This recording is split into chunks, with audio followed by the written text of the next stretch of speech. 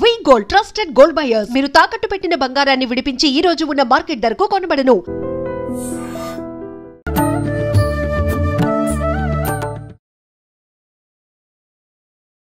నమస్కారం, welcome to I dream. ధర్మ మార్గం విత్ విజిత కార్యక్రమానికి స్వాగతం. ప్రస్తుతం మనతో పాటు ఉన్నారు దివ్య విశ్వశక్తి పరివార ప్రచారకులు స్వామి ఓం స్వరూప్ గారు. ఇప్పుడు గురువు గారితో మాట్లాడదాం. నమస్కారం అండి. దివ్య శక్తి స్వరూపులందరికీ కూడాను దివ్య ఆశీస్సులు. గురుగారు, ఇప్పుడు ఆత్మ అంటుంటాం. అసలు ఏంటి ఆత్మ? ఆత్మకి రూపం ఉంటుందా? ఒక్కసారి ఆత్మ శరీరాన్ని వదిలేస్తే ఇంకా మరణమే అని అంటూ ఉంటారు. మరి అలా శరీరాన్ని భద్రపరిచే అవకాశం ఉంటుందా?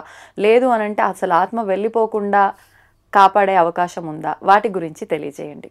చాలా మంచి క్రొత్తది.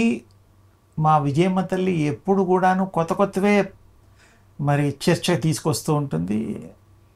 చాలా బాగుందమ్మా, చెప్తాను తప్పకుండా. శరీరాలు తల్లిదండ్రులు ఇస్తారు, మనందరికీ తెలుసు. అవును.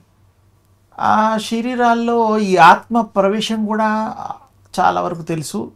7 నెలల నిండాలి. 7 నెలలు నిండిన తర్వాత 7 నెలల 2 రోజులు 3 రోజులు, కొంతమందికి 5 రోజులు 6 రోజులు ఆ ఆత్మ ఎంటర్ అవుతుంది. ఆత్మ అంటే ప్రాణశక్తి, ప్రాణము అన్నమాట. అంటే 7వ నెలలో ఆత్మ ఎంటర్ అవుతుందా? 7 నెలలు కంప్లీట్ కావాలి. అంటే 8th మంత్ పడ్డా గర్భంలో తల్లులు 7 నెలలు అయిన తర్వాత 3వ రోజు, 4వ రోజు, 5వ రోజు, కొంతమందికి ఓ రోజు అటు ఇట్లో, కానీ 7 నెలలు కంప్లీట్ కాకుండా చాలా వరకు శాస్త్ర ప్రకారం, గర్భోపనిషత్తు ప్రకారం, ఇంకా కొన్ని వీరబ్రహ్మేంద్ర స్వామి వారు చెప్పిన ప్రకారం, కొంతమంది మహనీయులు, మహితాత్ములు, మహాజ్ఞానులు, మహాశక్తివంతులు ఇచ్చిన డీటెయిల్స్ ప్రకారం 7 నెలలు కంప్లీట్ అయిన తర్వాతే ఆ యొక్క దివ్యాత్మ మానవులు ఈ శరీరాన్ని నడపడానికి, అది నిర్ణయించుకున్న శరీరంలో ప్రవేశించడానికి అదే నిర్ణయించుకుంటుంది. గొప్ప విషయం. కానీ ఇప్పుడు మీరు 7 నెలలు కంప్లీట్ అయిన తర్వాతే ఆత్మ శరీరం లోపలికి వస్తుంది అన్నారు కదా, అంటే జీవం పోసుకున్నట్టు. మరి కొంతమంది అసలు రియల్ ఆత్మ మరి 7వ నెలలో స్టార్టింగ్ లోనే వెంటనే ఒక రోజు అవ్వగానే పుట్టినా కూడా బేబీ బాగానే ఉంటారు కదా. మరి అంటే యాక్చువల్గా సైంటిఫిక్గా శరీరాలు తయారవ్వడానికి ఒక శక్తి ఉంటుంది. అవి తయారవుతుంటే కాళ్ళు, చేతులు, కళ్ళు, ముక్కు, మనకన్నీ సైంటిఫిక్గా ఒక్కొక్క నెలలో ఒకటి తయారయ్యేటువంటిది మనకు అందరికీ విదితమే తెలుసు.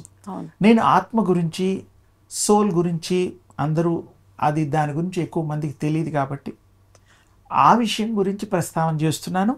అది ఒక ప్రత్యేకత కలిగిన విషయం కాబట్టి అప్పుడు ఎంటర్ అవుతుంది. తర్వాత తల్లిదండ్రుల బాధ్యత, సరే ఒక అమ్మాయి పుట్టాలో అబ్బాయి పుట్టాలో ఏదో కోరుకుంటారు, అయిపోతుంది. దానికంటే ఇంకొంచెం అడ్వాన్స్గా ఏంటంటే ఆత్మ అనేటువంటి విషయానికి వస్తే జీవాత్మ, పరమాత్మ, విశ్వాత్మ అనేటువంటి ఆత్మల్ని మనం పిలుచుకునే పేర్లు. విశ్వాత్మ అంటే మొత్తం ఈ విశ్వమే కాకుండా ప్రపంచంలో ఎన్ని లోకాలు ఉన్నాయో అన్ని లోకాల్లో కూడా ప్రసరించేటువంటిది, ప్రవహించేటువంటిది, వ్యాప్తి చెందినటువంటిది, శక్తి నిండి ఉండినటువంటిది అదే దివ్య శక్తి, దివ్యాత్మ. అది చాలా గొప్పది. దాని ఉపాసన కూడా చాలా తేలిక పద్ధతుల్లో మనం గతంలో చాలాసార్లు చెప్పుకున్నాం. సూర్యోపాసన అనే పద్ధతి, తేజోపాసన పద్ధతి, ఇలా కూడా చెప్పుకున్నాం. అయితే ఇక్కడ విశేషం ఏంటంటే ఇంకా కొంచెం కొత్తగా లోతుగా వేరే అధ్యాయం కూడా మనం చెప్పుకుంటున్నాం.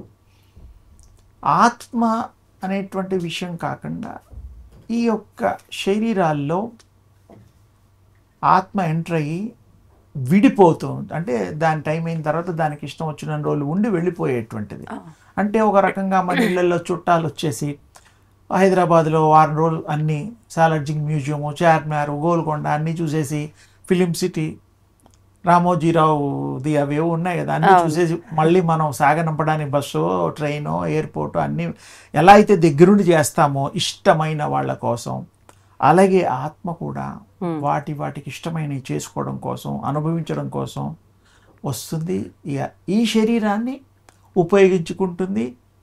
ఈ శరీరం దాన్ని ఉన్నప్పుడు అవి ఏమేమి క్రియలు, కర్మలు చేయాలో చేస్తుంది. తర్వాత ఈ శరీరంతో పని అయిపోయిన తర్వాత పాపం దాని మానాన అది దాని ప్రయాణం అది ఎక్కడి నుంచి వచ్చిందో, ఇంకా అక్కడ ఆత్మ ప్రయాణాలు అనేటువంటిది కూడా చాలా విశేషమైనటువంటి సబ్జెక్ట్.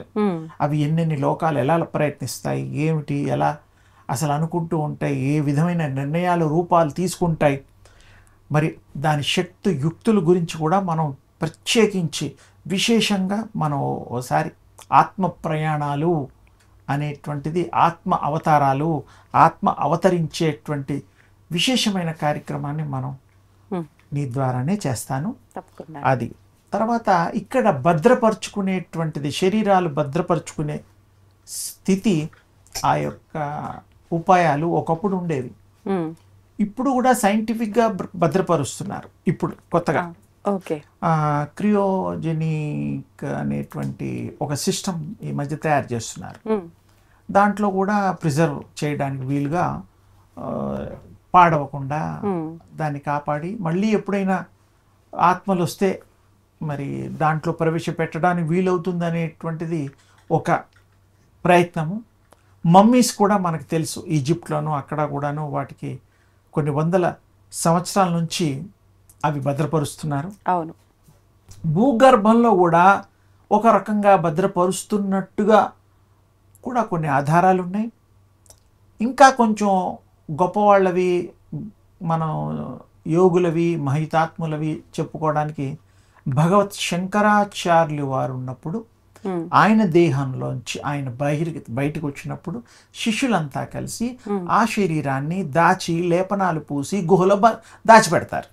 అప్పుడు ఆయన బయటకు వచ్చేసి ఆ రాజుగారి దేహంలో వెళ్ళి ఆ యొక్క మండన మిశ్రుడుతో వాగ్వివాదం జరిగినప్పుడు, కొన్ని విషయాలు తర్కం చర్చ జరిగినప్పుడు, అప్పుడు వారు ఈ యొక్క స్త్రీ సంబంధించినటువంటి విషయాలు, వాళ్ళ భార్య శారదామాత, ఆవిడకి ఇంకో పేరుంది, ఆవిడ గారు ఈ పరీక్ష పెట్టినప్పుడు అది తెలుసుకొని ఆ అనుభవాలు చెప్పడం కోసం ఈ రాజుగారు శరీరంలో ప్రవేశం కోసం ఆయన టైం అయిపోయిన తర్వాత అందులో ఎంటర్ అవుతుంది అనమాట శంకర భగవత్పాదుల వారి ఆత్మ.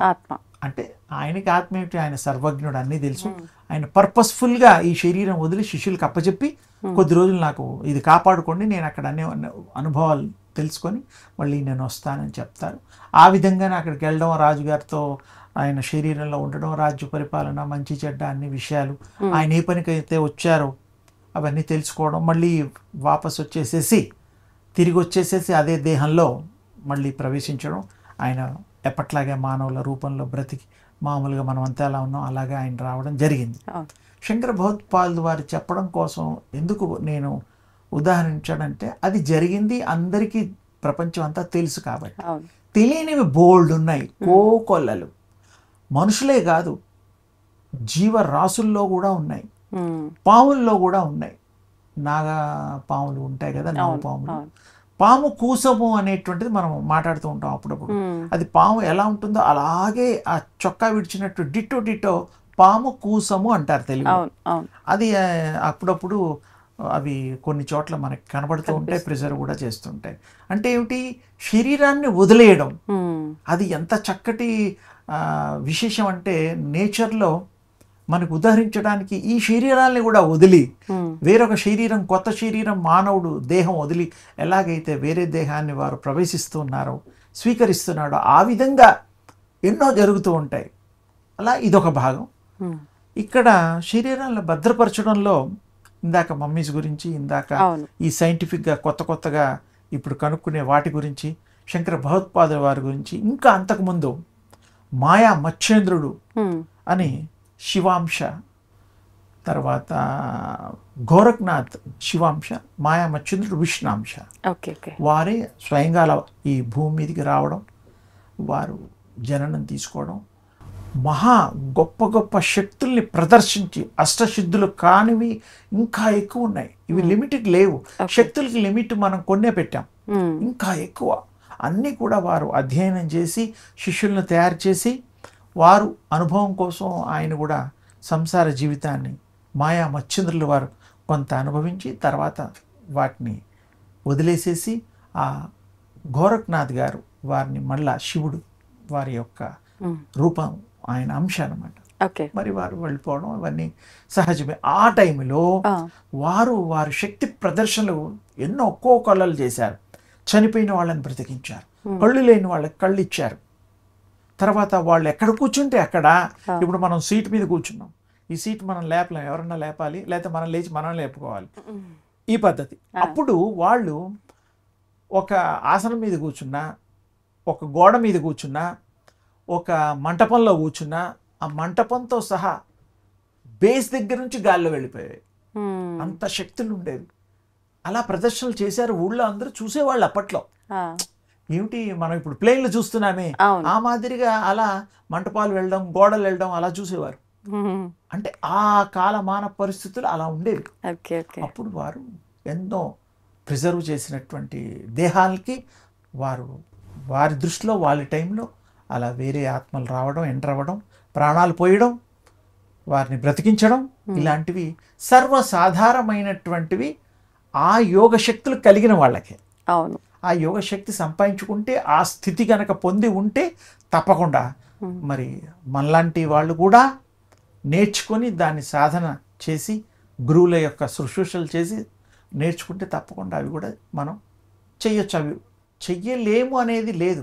పరీక్ష రాసిన పిల్లలు కష్టపడి పరీక్ష రాస్తే తప్పకుండా రిజల్ట్ మంచిగానే వస్తుంది. రిజల్ట్ మంచిగా కాకుండా గోల్డ్ మెడల్స్, స్టేట్లో ఫస్ట్, ఎలాగైతే కంపల్సరీ. ఎవరన్నా అది ఫెయిల్ అయ్యి నార్మల్ మార్కులు వస్తే బాగా చదవలేదు, మామూలు మార్కులు వచ్చాయని మనం ఎలా అనుకుంటామో, ఈ సాధన చేసే వాళ్ళల్లో కూడా మంచి సాధన, గట్టి సాధన, ఆత్మార్పణ ఆ భగవంతుడికి చేసే ఉద్దేశంతో చేస్తే, అంకిత భావంతో చేస్తే, టోటల్ సరెండరెన్స్ కనుక చేస్తే, ఆ విద్యలన్నీ కూడా వారు సరైన గురువులు కనుక ఉన్నప్పుడు చెప్పేటువంటి వాళ్ళకి అది తెలుస్తుంది, వస్తుంది. ఈ గురువుల్లో కూడా ఇంకో గొప్ప విశేషం ఉంది. ఇది ఇంతవరకు మన మీడియా వాళ్ళు ఎక్కువగా దృష్టి పెట్టలేదని నేను అనుకుంటున్నాను. పెడితే ఏమో నాకు తెలీదు, కానీ నా దృష్టికి రాలేదు. మా విజితమ్మ యొక్క ఈ స్పెషల్ ఎపిసోడ్లో ఆ విషయాన్ని నేను చెప్తున్నాను. సంచారిణి విద్య అని ఒకటి ఉన్నది.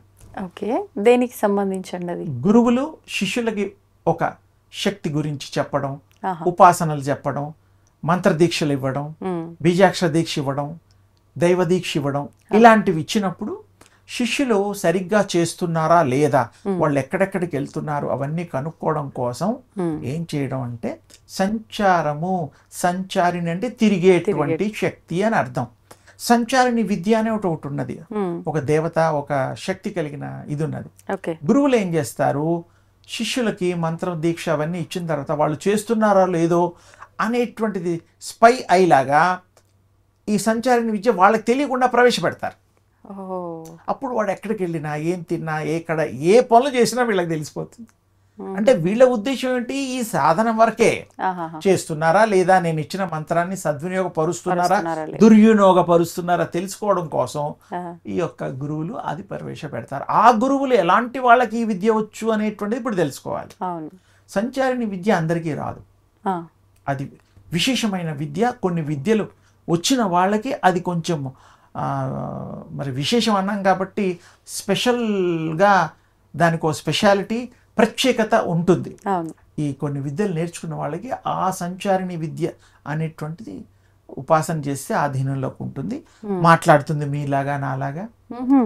దాంట్లో ఇప్పుడు మీరు దీనికి ఎగ్జాంపుల్ నేను చక్కగా దైనందిక జీవితానికి కనెక్ట్ చేసి చెప్తాను. అలాగే అండి. మనం వాడేటువంటి నిత్య జీవితంలో సెల్ ఫోన్లు వాడతాం.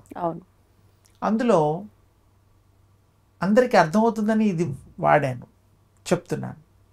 గూగుల్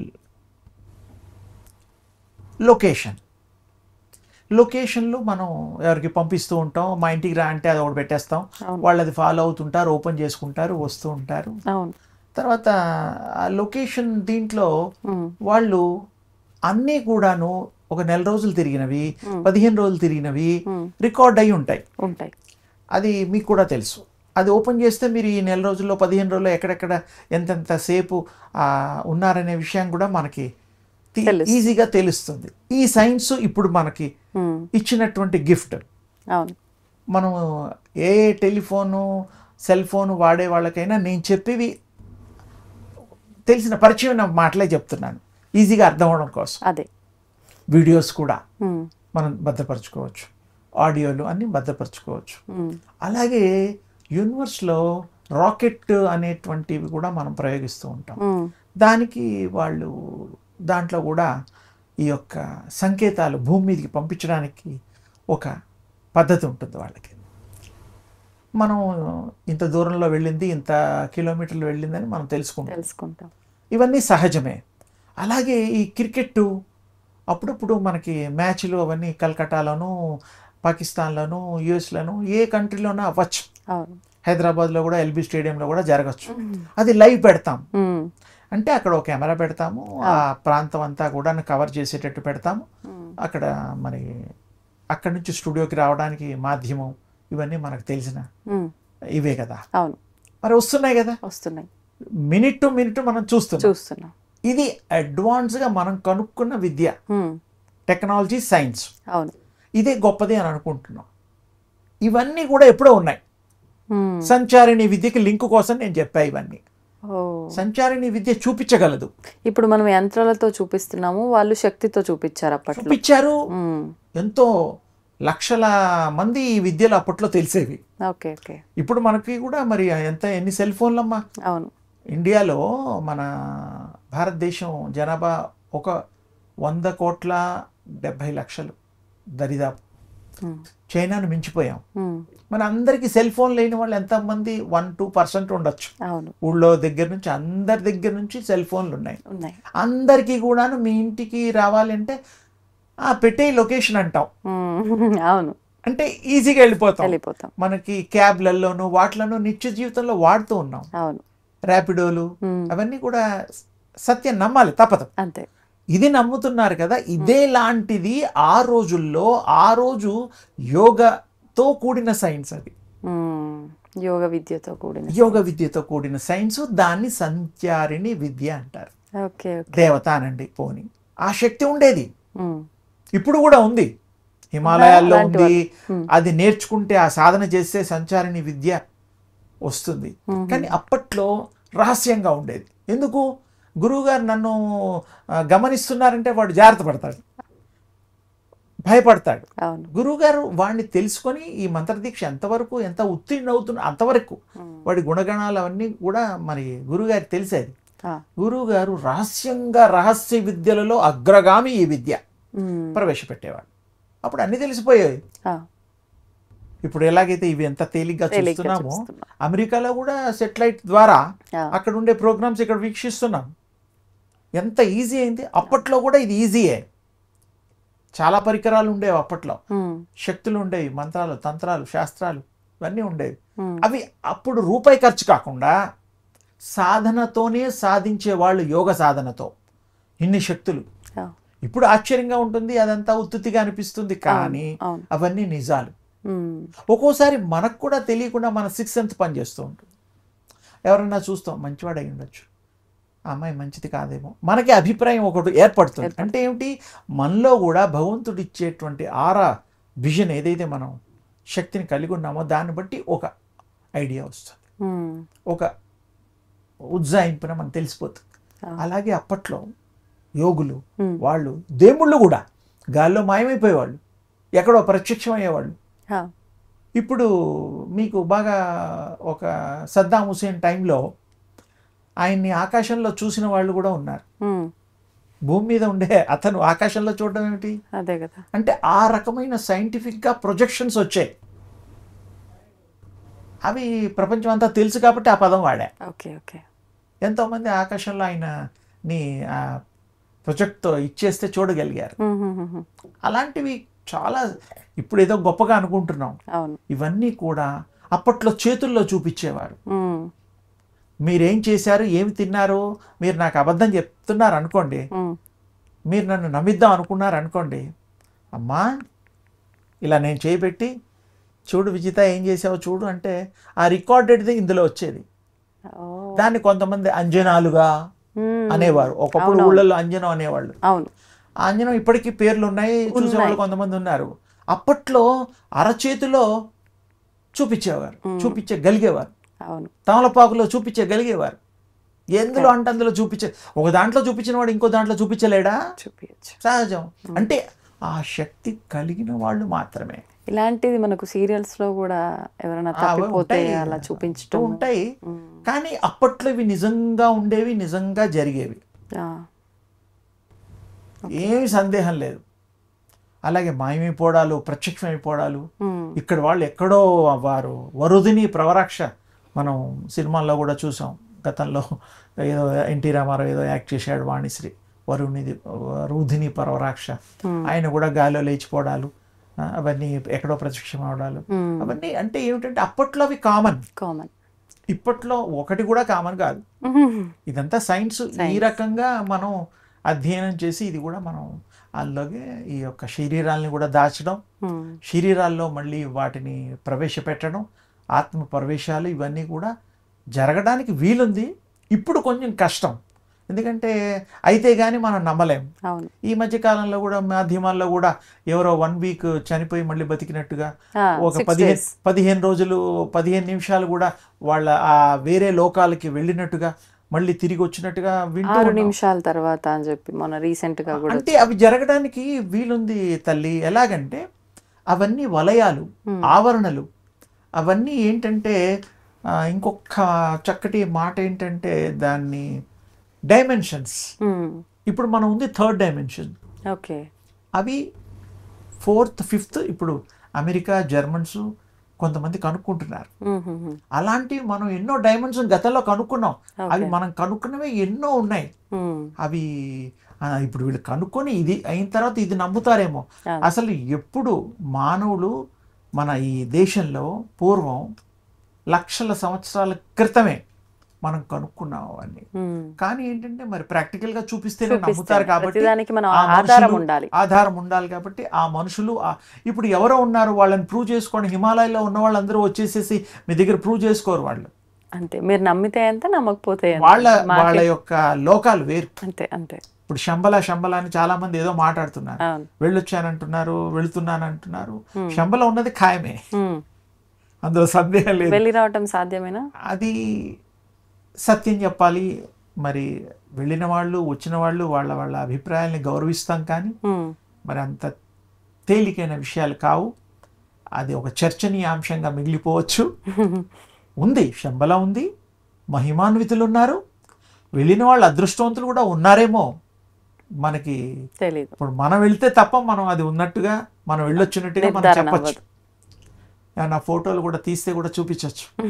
కానీ అంత అది రహస్యమైన ప్రదేశము, అంత ఈజీగా మామూలు వాళ్ళకి కనబడదు అని మన మంత్రశాస్త్రంలో కాదు, మన యంత్రశాస్త్రంలో కాదు, మన పురాణాల్లో వాటిలో గతంలో దాని గురించి అధ్యయనం చేసిన వాళ్ళు అది కంటికి కనబడేంత తేలికైనటువంటి ప్రదేశము కాదు అని చెప్పారు, వివరణ ఇచ్చారు.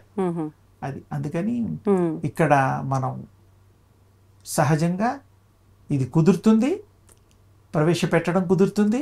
శంకర భగవత్పాదుల వారి టైంలో జరిగింది. ప్రాణాన్ని మళ్ళీ మనం ఇంకో దాంట్లో ట్రాన్స్ఫర్ చేయగలము.